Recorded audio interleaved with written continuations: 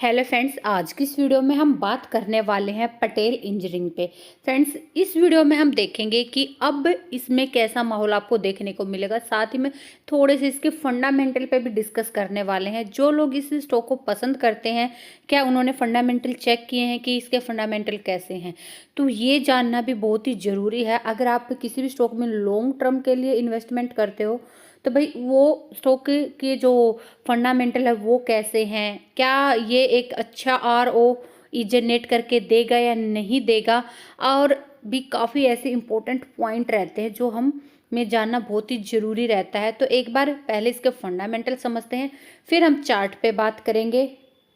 यहाँ पे ये कंपनी 177 करोड़ की मार्केट कैप होल्ड करती है। यहीं पे भाई करंट प्राइस 48.3 का और बुक वैल्यू 43.2 की। वाह, बहुत अच्छी कंपनी। डिविडेंड पे करती नहीं है। 52 वीक का ये 79 का है, लो है 46 का। अभी कुछ टाइम पहले इसने लो बनाया है भाई ये।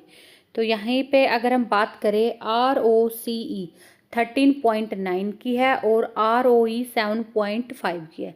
भाई 20% से ज़्यादा हो तो अच्छी मानी जाती है और ये 15% से ज़्यादा हो तो अच्छी मानी जाती है।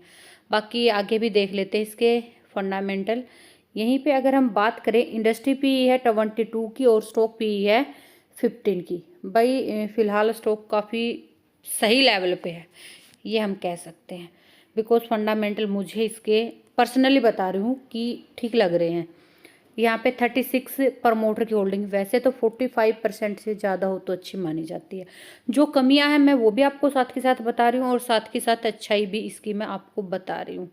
वहीं पे जो नेट प्रॉफिट है पिछले क्वार्टर में आया था 337 करोड़ का। यहीं पे डेट की बात करें तो 1455 करोड़ की है। टोटल एसिड है 9367 की और कंपनी के पास शानदार वर्किंग कैपिटल है जो कि है 3495 की। कुल मिला के भाई कंपनी पे डेट आप है तो, लेकिन कम है। इजीली रिड्यूस कर सकती है कंपनी अपनी डेट को, क्योंकि वर्किंग कैपिटल भी कंपनी के पास बहुत ज़्यादा है। वहीं पे अगर हम बात करें प्रमोटर की होल्डिंग, पहले ही 36% है और उसमें से 4% से ज़्यादा इनकी 4% के करीब ही भाई प्रमोटर की होल्डिंग है भाई, जो गिरवी नहीं है। बाकी टोटली सारी गिरवी है। ये नेगेटिव पॉइंट है भाई, बहुत बड़ा नेगेटिव पॉइंट है।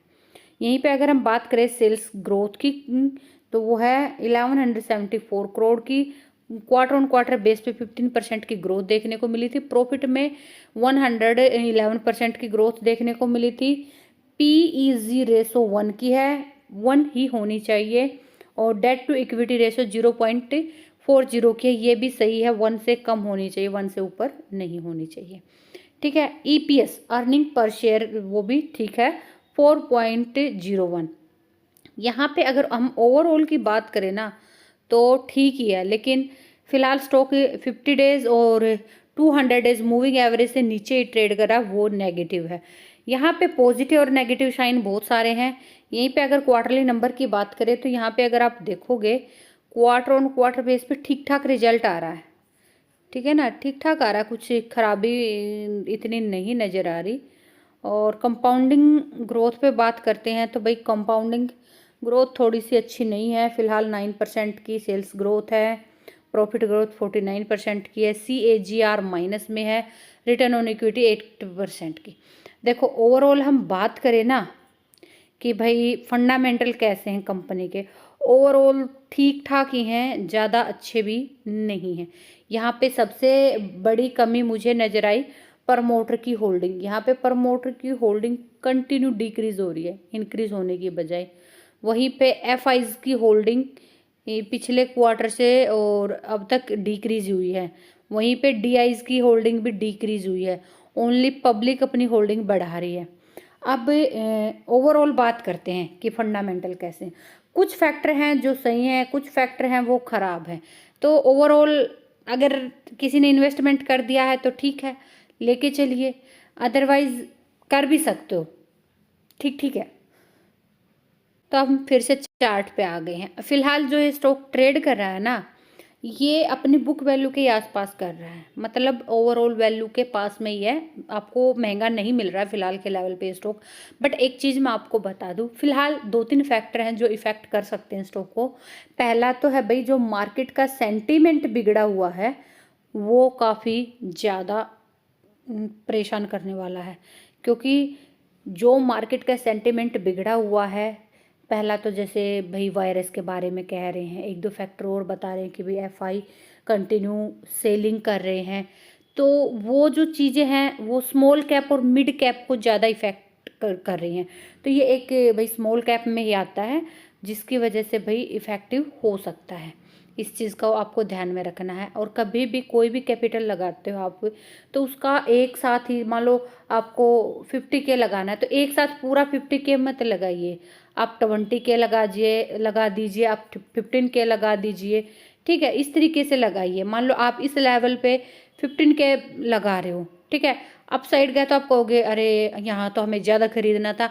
टेंशन मत करो, यहाँ से अगर ब्रेकआउट देगा तो काफ़ी ऊपर के लेवल देगा, तो कुछ क्वांटिटी इस लेवल पे आप ऐड कर लेना। अदरवाइज मान लो इसे नीचे चला गया और आपने सारी कैपिटल लगा दी तो आपको फिर दुख होगा, नहीं हमें यहाँ नहीं लगानी थी, तो इससे नीचे मौका मिले तो फिर लगा दो। तो इस तरीके से आपको इन्वेस्टमेंट करनी चाहिए किसी भी स्टॉक में, मैं ये नहीं कह रही इसमें, किसी भी स्टॉक में।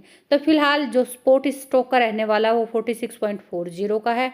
अगर बात करें रेजिस्टेंस की या टारगेट की, तो वो 50 के आसपास का रहने वाला है, ठीक है। अभी क्वार्टरली नंबर आने स्टार्ट हो गए हैं, Q3 के आईटी सेक्टर ने अपने नंबर देने स्टार्ट कर दिए हैं। अब बहुत ही जल्दी सभी कंपनीज अपने क्वार्टरली नंबर देंगी, और सभी जो मेन कंपनीज हैं उनके क्वार्टरली नंबर हम भी कवर करने वाले हैं।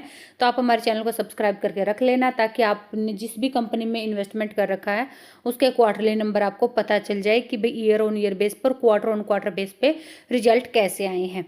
बाकी स्टॉक से रिलेटेड कोई भी डाउट हो तो आप कमेंट करके पूछ सकते हो। और इस वीडियो का motive only for education purpose है। मैं किसी को पर्सनली रिकमेंड नहीं करती कि आप स्टॉक में बाई करो, सेल करो या होल्ड करो। इन्वेस्टमेंट से पहले प्लीज़ खुद के एनालाइज जरूर करें।